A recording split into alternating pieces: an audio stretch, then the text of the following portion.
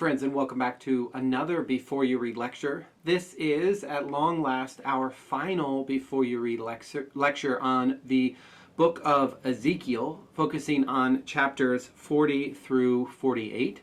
What I hope to do in this Before You Read lecture is provide a brief overview and outline of these final chapters in the book of Ezekiel. Then point out just a few texts or a few passages to focus on and why they might be interesting for your purposes to explore a little bit more in depth. And then, as I tend to do, to offer a few questions for you to consider as you read. So to begin with, just a brief overview and outline of this material. This is from the fourth and final section of the book of Ezekiel. You may remember that we had this beautiful and harsh language in the first part of Ezekiel against the people of Judah, mostly people of God's holy people. Then there was a section of judgment on the nations. Ezekiel, or God through Ezekiel, turns attention to the nations that surround the land of Judah. The third section is all about restoration and hopes for return. And the final section is all about the new temple and its polity, its life together, how it's going to organize both the religious and the maybe civic or social life together. In terms of an outline for this section of Ezekiel, we see, first of all, that in chapters 40 through 42, Ezekiel is transported in a vision back to Jerusalem. Remember, Ezekiel has been writing from exile, and so this is another visionary section of Ezekiel. He's transported to Jerusalem, and he gets a tour of the rebuilt temple.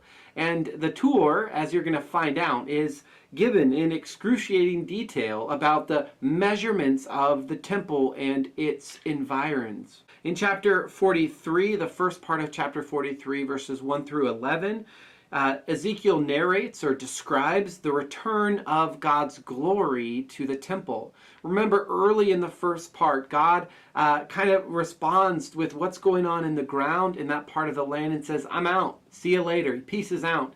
And Ezekiel sees the glory leave the temple in the first part of Ezekiel, and now at the end he gets to witness it return to the temple.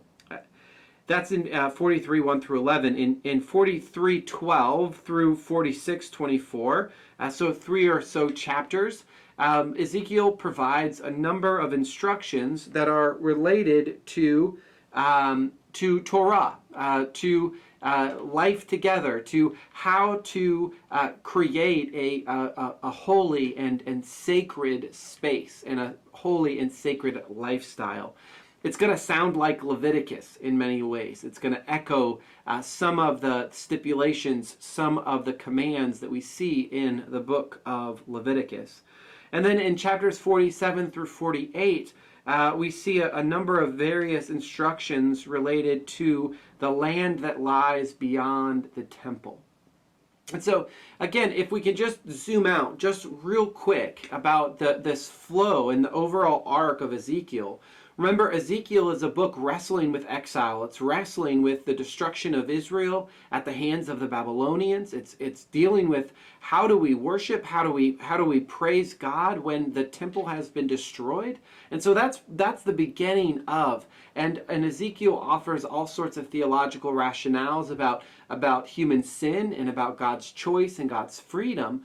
But it ultimately wraps its way around to this final section, where not only has God's glory returned, which is praise Jesus for that, right? But also there is this reconstructing of that which is broken. There is the reinstituting of the distinctions between sacred and profane, between holy and ordinary. And this is all happening. This is a result, you might say, of God's promised future. It's imagining it. Again, Ezekiel doesn't respond. Ezekiel isn't describing something that he's seen in actuality necessarily, but he's reporting a vision.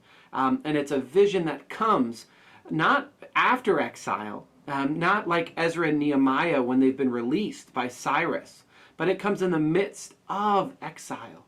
And so it really is visionary literature in all of the best ways. It's pointing to a future that has yet to come, a future in which God's glory returns to God's holy space, a place in which the city and the people orient their lives around that new or renewed reality. As I said before, there are some parts of this that unless you love geography or you are an amateur architect, some of this is going to seem very burdensome, very heavy in details. Lots of mention of measurements and directions. And so I commend that to you if that's something that gets you super excited as you read.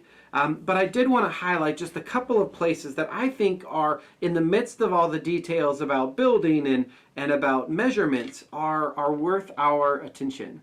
And so the first is that return of the glory in chapter 43, verses 1 through 12. The return of God's glory to the temple, a temple that has been restored and rebuilt. It's a powerful image. Another place follows right after that, 43 verses 13 through 27, which is the construction and consecration of an altar. And what I think is really interesting about Ezekiel, and it's not surprising because Ezekiel himself is tied to the priesthood, is that even in that future, sacrifice is still required. So as bold and as visionary as this part of Ezekiel may be, there still needs to be the mechanisms for dealing with impurity and human sin and the ways in which we sort of manage human and divine interactions. Remember, one of the basic principles of the holiness tradition is that God cannot be present where there is human sin or human impurity. And so the rituals and the sacrifices function as something of a detergent, something of a purifying element that allow God to remain with God's people. And so we see that even at the end of the story, according to Ezekiel. And then in 47, 1 through 12, there's this wonderful imagery about water in the temple. And I believe that you will see in this passage there are all sorts of echoes and allusions from other parts of the Bible, from the Garden of Eden or from some of the Psalms. And if you remember Revelation, from Revelation, probably it's better to say that Revelation is echoing and alluding to Ezekiel, but you see what I'm saying. It's beautiful. It takes something that is so common, water, and gives it a supernatural or extraordinary purpose. And so it's a rich, symbolic, beautiful picture. I've provided a brief outline and orientation to this material. I've given you 3 passages that you might focus on and sort of dig into. And here are just 3 questions that I ask you to consider as you read. The first is, why all of this excruciating detail about the rebuilt temple? What does it convey or symbolize? And how would this vision be a source of hope or some sort of theological significance within all of the details? A second question or suggestion is to notice the movement of the description of the new temple and its surrounding, and what you notice about the direction of that movement. Are we moving from the inside of the temple to the out? Are we moving from the outside in? Are we moving from the outside in and back out?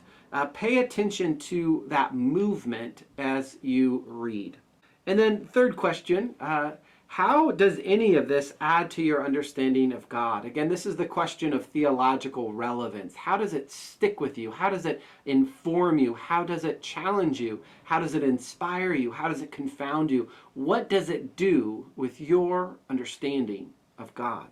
Well, I'll be looking forward to your thoughts, hearing your thoughts about this section. I think we'll have plenty to chew on in our reading, and I wish you the best of luck and look forward to hearing from you. Happy reading.